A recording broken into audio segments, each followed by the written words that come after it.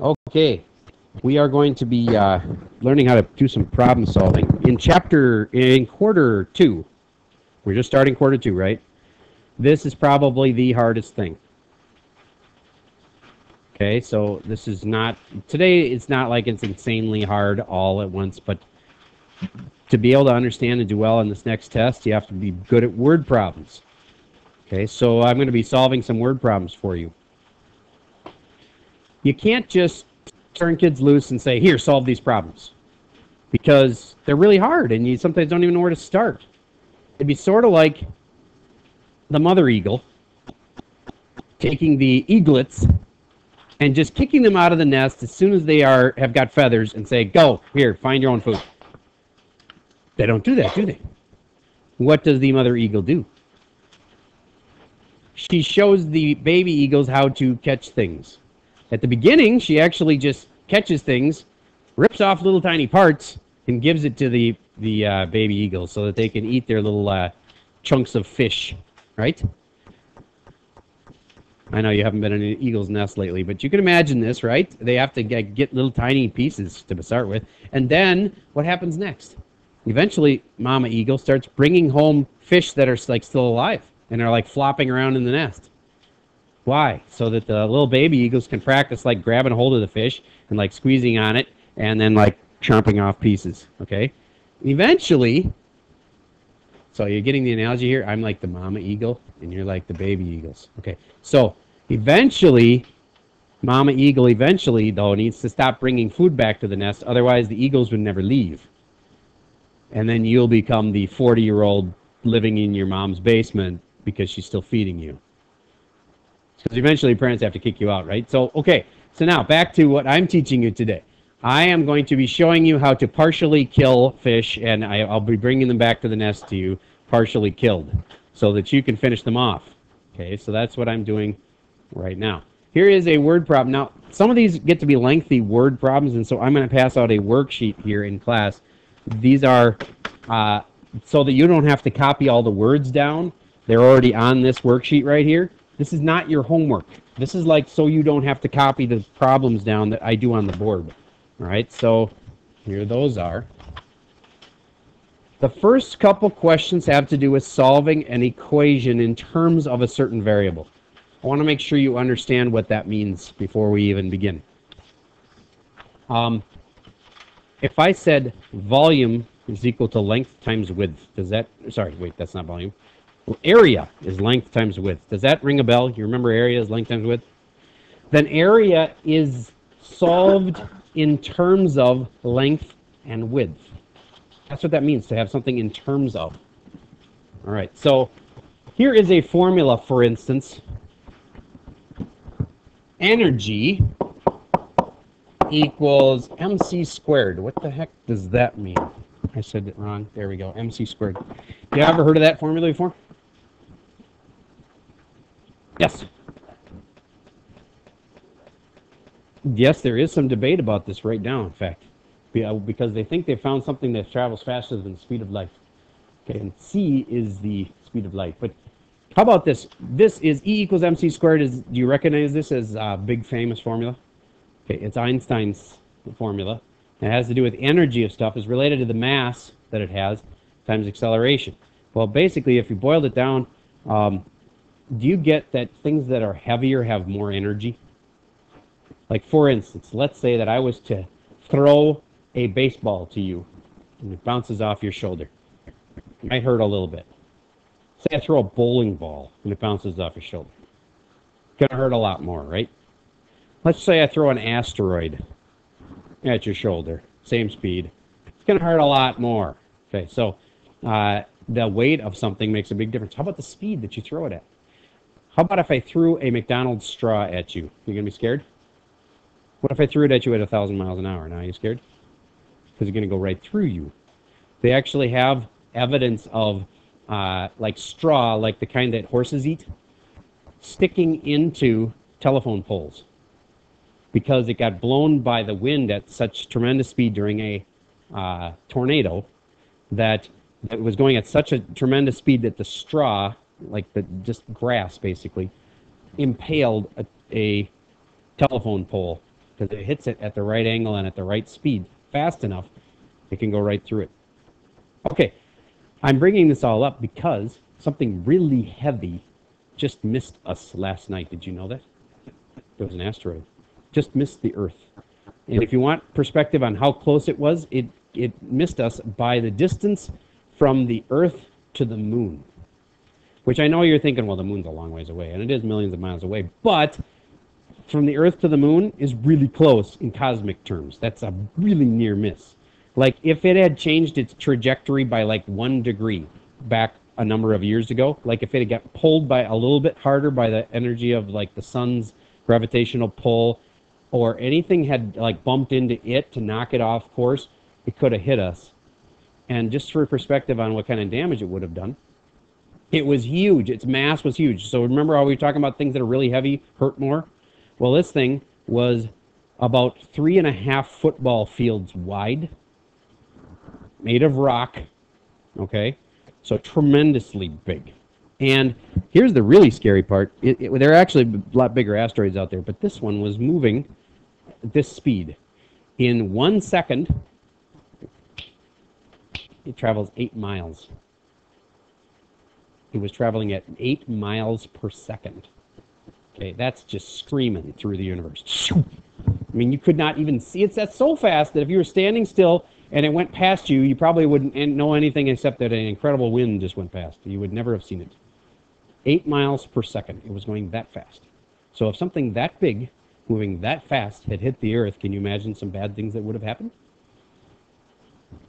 Yes. That's a good theoretical question. I don't know. I don't know which. That's a great question. It would have been, even if it had hit like in China, it would have affected us. Okay, because it was so fast and so much energy would have been expended. Like, for instance, it would have caused earthquakes. It would have caused tidal waves. It may have caused volcanoes to erupt. It may have caused, just insanity to break out on Earth. And it barely missed us. It's kind of cool how close that was. And yet it's sort of like one of those bad dreams that you wake up from and like, hey, I didn't really do all those terrible things. Or I didn't get chased by the psycho through the mud or whatever. I'm free. So you can have a second lease on life now. Okay, anyway. So this equation is solved for E in terms of M and C. I'll go to a simpler one. Area equals length times width. The area is solved as a function of length and width. How about this one? What could you say? Intelligent math statement. The area of a circle is a function of,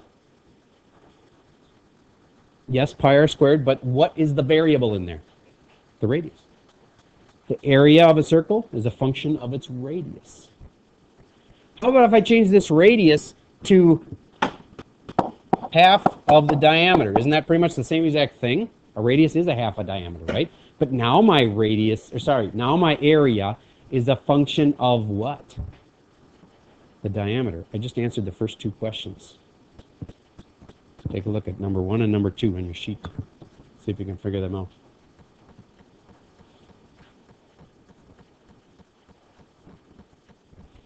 This is where you take your pencil and you write the formula I just told you. Area. It's a function of its radius. Well, I know this one, pi r squared. Oh wait, it's got a radius in it. It's done. The second one is a lot like the first one, except you replace the radius with a d. And you can't just say r and replace it with a d squared, because d isn't the same as r. But I could say, instead of the radius, I could put what again? 1/2 of a d. All right. But now the last one is it wants the same exact thing, except with a c in it. Pi, and instead of 1/2 d, I'm going to have to like figure out what to replace, how I can put a c in there. Is diameter the same as circumference? No, so I can't just slap a c in there. But I could go off to the side and use another formula and then solve that one. So Do you know a formula that has C and D in it? Circumference of a circle. Pi d. Very good. Extra bonus points for you. Okay. Now, I had a d. I want to replace it with something. So basically, I want to solve this thing for d. Find out what d is. D is C over pi. You get that? D equals C over pi. So now I can put C over pi here. There we go. Now I can actually multiply that out. 1/2 times C over pi would give me pi times 1 times C is C. 2 times pi is 2 pi. That's a little simplification I can do. All right. There's your first one. That was a minnow. It was easy to catch because it was flopping around on the shore, and just showed you how to do that one. That was a pretty easy one. May not have felt easy, but it was easy, let me tell you. We'll move on to the harder ones. All right. A square of side x inches is cut out of the corner of a 12 by 19-inch piece of cardboard, and the sides are folded up to form an open-top box. All right. Try to remember this. Whenever you're doing a word problem, you want a picture that's labeled, and then you'll want some formulas that are involved, and then you want to take the stuff from the picture and put it in the formulas. So, first thing we need is a picture. I really wish we'd given you more room to make this picture. I'm going to make a new sheet here, and here is the picture. It's 19 by 12. That means one side's longer than the other. I'm going to say that's 19 and that's 12. Does it have to be perfect? No, we don't have to measure it out, but we need one side longer than the other. And then we're cutting the corners out. Remember how it goes like this? I'm cutting out the corners. And they're squares. Now, I didn't make those perfect squares there, but we have to imagine that these lengths are all the same as each other because they're squares. All right, so now I'm going to get the corners like erased a little bit better. All right, and how long is this distance? That's x, and that's x, and that's x, and that's x, and that's x, and that's x, and that's x, and that's x. Okay. So now when we fold it, I don't know if you know this, but on drawings, the places where you fold are usually dotted lines. We're going to be folding along here to fold up our sides, and it will make a box. You need to learn how to do this. You're going to see this again. All right. So now, I've got a picture. It's got some labels on it. It may not have everything, but I got a lot of stuff on there. So now what's the next thing I told you to remember? After we're done with the picture, we're supposed to have what? A formula. Is there a formula involved with boxes? Especially the volume of boxes. What is it? So everybody write this down. Length times width times height. I've got my formula down. Now it's all about sticking the stuff from my picture into my formula. So, do I know the volume like right off the top of my head? No. But the one thing the problem says is it wants the volume to be called B. It's kind of weird, but that's what they want it called. So, we're going to go back here to this volume and call it B. Because it's a box, I guess. And they want that to be as a function of x. That means they want an x in the answer. So if I go back here, I'm not supposed to have L's and W's and H's. I'm supposed to have X's. So how could I write my length in a more intelligent way? And then my width, and then my height. What's my length on this box? Remember, length's the longer side. T minus 2x. Excellent. You guys remember this. Some of you do anyway. It's 19. Take away this. Take away this. All right. So next up is the width, which is, instead of 19, it's 12 minus 2x. And the last is the height. And if you picture folding this thing up, how high would it go? X. Very good. There's your little formula. it's got b in terms of x. See, b is solved, and it has only x's in the only variable left is x's over here. All right? So now, wait. Find the domain of v as a function of x. Ooh, that's weird. Let me think for a second. Domain is a function of x. What are domains like? Domains are like numbers that you can use that won't screw it up, right? Like that won't cause it to crash. Back to my picture. Numbers for x that I can use that won't screw this up. What's the smallest it can be? Maybe even smaller than 1, but it can't be 0, can it? Because if x was 0, we wouldn't be cutting out a corner at all, would we? And we couldn't make a box then, right? So it has to be bigger than 0. So how do I write that? From 0 to, and it can't be 0, so you put a parentheses. This is the domain that we're doing right now. It goes from 0 to something. And what's the biggest that x could be? Well, if I look at it this way, this side right here is 12 total. And what's the longest it could be? 6. And if it was 6, wouldn't that whole side like not even exist? So it has to actually be smaller than 6, right? So I have to say from 0 to 6, and it can't be 6. You get that? That's the domain. That's a real world domain. It's like numbers that it would work in the real world here. Got to be bigger than 0, otherwise we wouldn't be cutting anything out. And if it was 6, this whole side wouldn't even exist. That edge of the box wouldn't exist anymore. It wouldn't be a box. So it has to be less than 6 because it has to leave something in it. All right, so 0 to 6 was the domain. Next, how big should the cutout squares be in order to produce the box of maximum volume? All right, if I go back to my equation here, how big should the x be to get this to be a maximum? This is sort of like y equals blah, blah, blah with x, right? So if I were to graph this thing, and it went like this, can you see where the maximum would be? It's like the highest that it ever gets, highest y that it ever is. So you'd want to graph it and find where the highest spot was. Now, you don't have to do that right now. We're going to save the time because it takes a long time to do that. But if you graphed it and you found where the highest spot was, then you'd figure out what is the highest spot, what is that maximum volume, and what is x. So you'd like look over here at the x and see this is going to be made up of an x comma a y, and you just figure out what that point is. And it'll tell you the x, like how big the cutout should be, and how much the volume would be. All right, but we're not going to take the time to graph that right now. All right, moving on. This one's kind of like a tough one to understand unless you're like from the farm.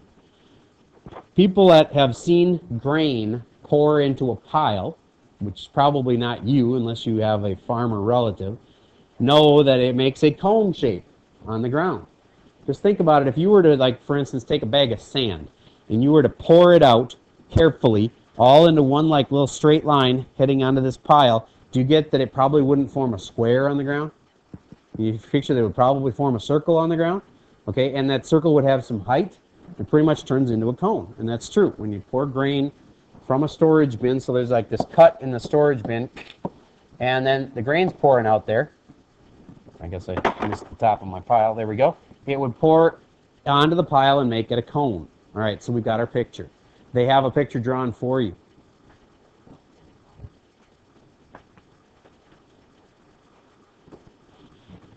Okay, so I have my pile of corn or whatever that is that's growing, and it's making this cone. Now I have a picture, but I need to label my picture. And if you look here, it says something important. The height of the cone always remains equal to its radius. Does it tell me the height? Nope, but it tells me that the height here is equal to the radius here. Now, the picture we have is really not great for this because it's not equal, but we know it's supposed to be. So this is x and this is x. The radius is supposed to be the same as the height. So our cone really should have been shorter and fatter. So I'm going to make a new cone. You kind of stuck with the picture that you have, but I'm going to make a new cone. get this out of here and make my cone more short and fat. So at this distance is the same as this distance. You get that? All right. So this is X and this is X. All right. So now, once we've got a picture, then next thing we need is what? Formula. You know any formulas about cones? I don't either, but I looked it up, so I now know. It's really easy to like look up nowadays on Wolfram Alpha. Really cool sites, a lot like the Google of math. And that's the site that they tied into with Siri. And so if you talk to Siri, the iPhone, you know, you can talk to it now. And you ask it like, what is the formula for the volume of a cone? It'll just tell you because it goes and looks it up on Wolfram Alpha. It's pretty cool. Pretty soon you'll just be like saying, you know, factor 2x squared plus 3x plus 7, and it'll just factor it for you. You won't have to do it. You can just, I don't know, it can do all that stuff. I'm just saying that we as math teachers are going to have to change because you're going to be able to do all of those things so easy. It'll be just like saying, what's 7 times 6? Well, you grab a calculator, 7 times 6 is 42. We can't make the problems that easy anymore because you'll have a tool that will factor for you. Or you'll have a tool that will be able to recall all the formulas for you because the technology is getting cooler and cooler over time. They're saying that the next logical thing is that you have this thing, this phone or whatever, just made as a part of you. Like it can just be a tattoo on your wrist, so that you can like talk to your wrist and get the same kind of responses as. And that sounds to some people like the mark of the beast, which is something in the Bible that talks about having a mark that would be on your forehead or on your wrist that says that you've sworn allegiance to the all-powerful MasterCard or whatever it is that's implanted in your wrist or in your forehead. But that's a long ways off, I think.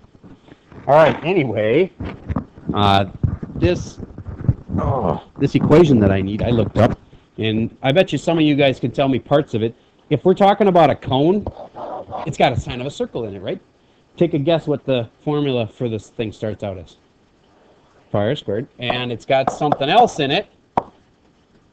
What does it kind of also depend on? The height, so it's got to have an h in it. Pi r squared h. And that would actually be the formula for a cone, not a cone, a cylinder, which would be like this. But this is smaller than a cylinder. It's like pared down. Do you remember the rest? 1/3, very good. 1/3 pi r squared h. That's the right formula. Okay, so now we had a picture, and we have a formula. And now I need to get stuff from the picture into the formula. What do we know about r radius? Yes, so r and h are the same thing, and what do we call them?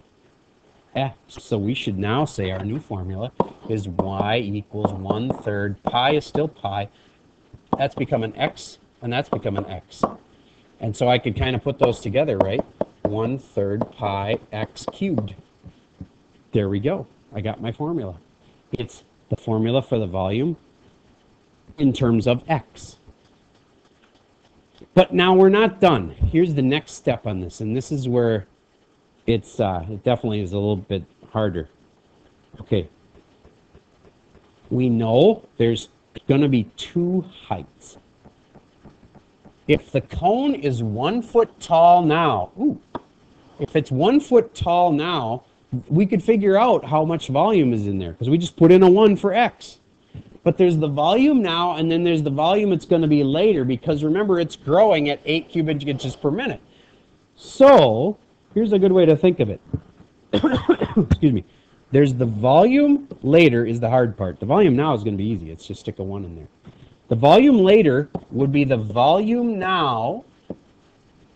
I'd write this down.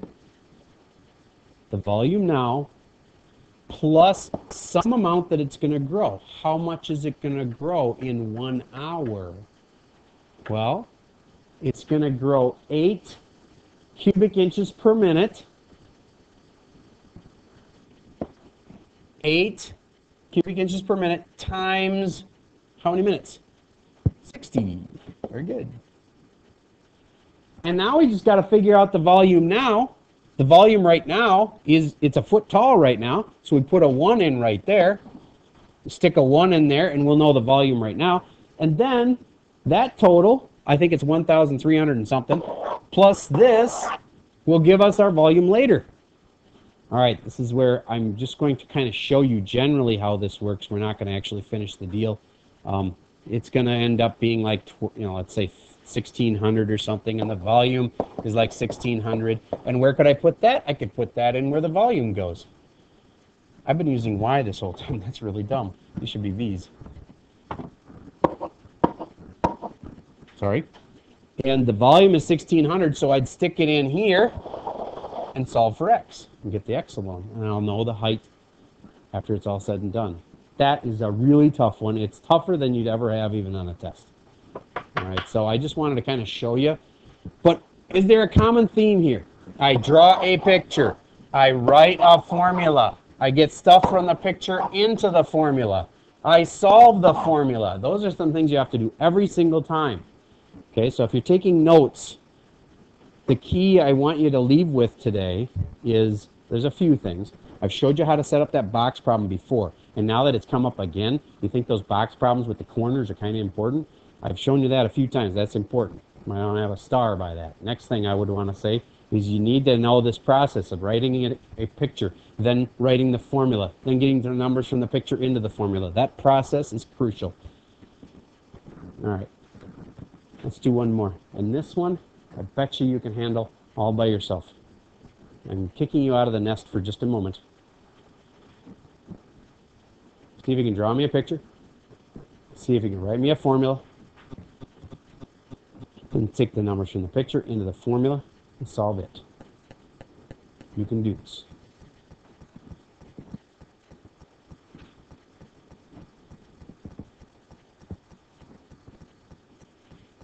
Okay, I've given you some time to go try to catch your small fish yourself. I'm going to kind of show you where you should have gone.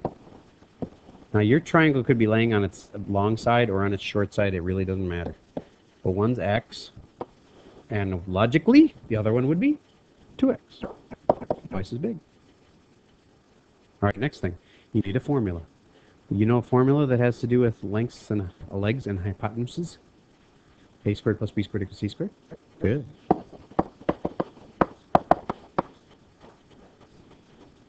Yes, you could have used X and half of X, but then you have fractions in your whole problem.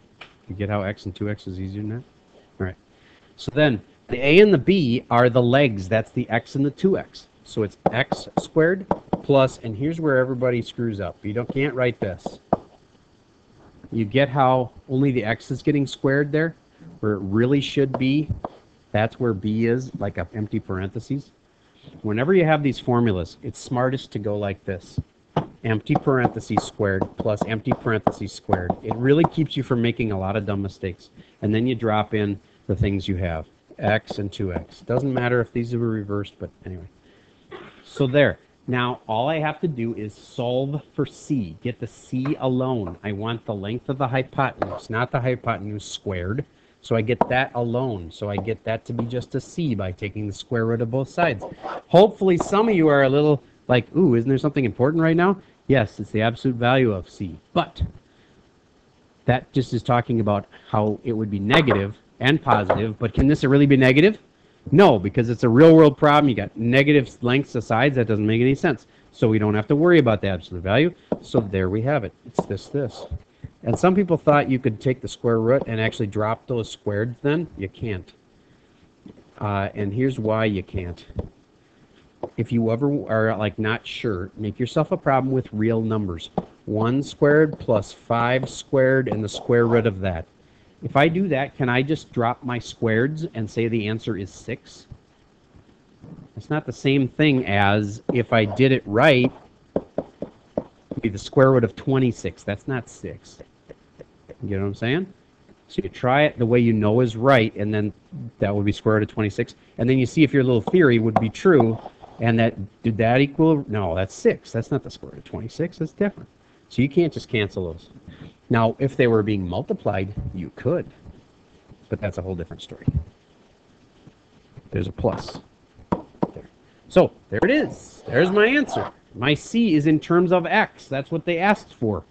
My long side, the hypotenuse, is in terms of the short side, x.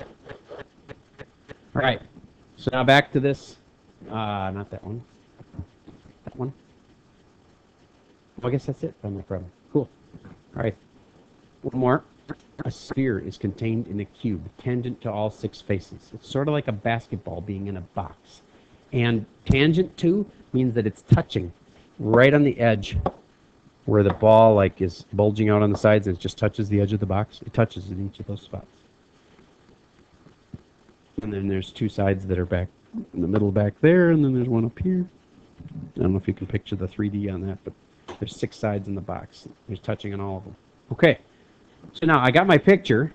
I need to get something labeled on my picture. Well, I don't know my radius. It doesn't say. And it doesn't say the length of the box or anything. So then I guess I just have to go with some stuff like, let's call this distance right here x. Or you could have said r for radius. But one thing that you can think of logically is how long would it have to be all the way across then? 2x. So now I've got my picture. I've labeled it as best I could. Now my next thing is to get a formula. And it's talking about the surface area of the cube. So don't go doing the volume formula when they're asking about surface area. So surface area of a cube. I happen to have a few formulas running around in my head. You could just go look it up on Wolfram Alpha if you want. But you could probably in this case do it a lot simpler by just thinking the surface area of this thing is the area of all the surfaces, and there's 6 of them, and they're all the same, right? So it's 6 times whatever the area is of each surface. And to get that, you basically take the side times the other side. And in a cube, the sides are all the same. Like that's 2x, that's 2x, all of these things are 2x. So it's going to be side squared, or side times side. So the surface area is, and do I know what those sides are? Yes, I do. 6 times, I know what the sides are. They're 2x squared. And then that means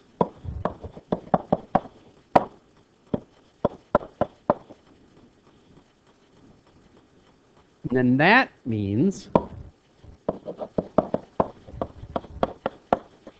as soon as I'm done simplifying, I stop and look up and say, okay, have I got what they want?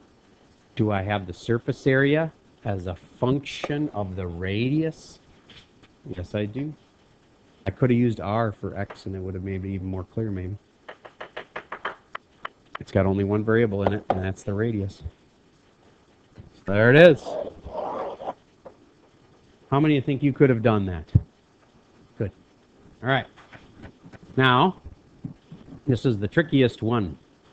We're not going to even finish it because I want to have you have some time to work on your other homework. But all right, you got to break it down little piece by little piece. Do you know what an isosceles triangle is? In the real world, if you didn't, you'd go look it up on Wolfram Alpha, and it would tell you that it has got a triangle with 2 sides that are the same. So it's kind of a triangle that looks sort of like this, where that and that are the same, and the other one's different. Okay, actually, it doesn't even have to be different, but if it was the same, it would probably be called an equilateral triangle.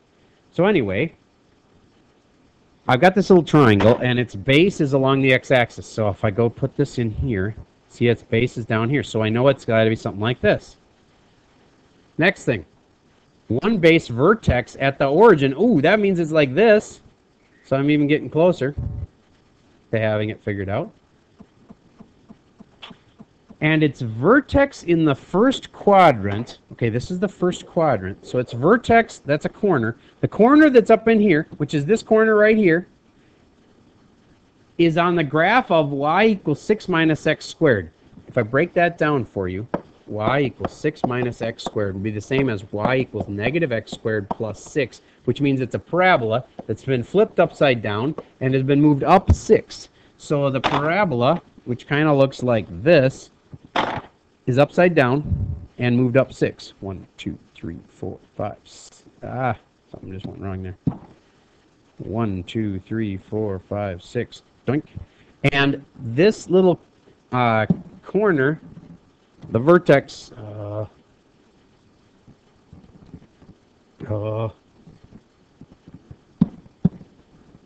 There. The corner of my box needs to be on that line. So there, I kind of have it close. All right.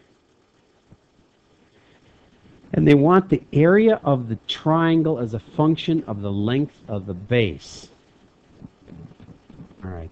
So I just wanted to get you started on that one. I'm not going to try to finish it because it takes too long and we're running low on time now. So what are you going to do, my little eaglets? You're going to go and try to catch a few fish on your own. They're small fish. They're not very hard to catch. They're slow and dumb. It's problems 1 through 7. Okay? So you're going to start with these. We'll work up to the harder ones together over the next few days. But just do problems 1 through 7 out of this packet. And the first few are as easy as you think. They are. Don't overthink the first few. It's not like they're all super hard. First few are super simple. 2, 3,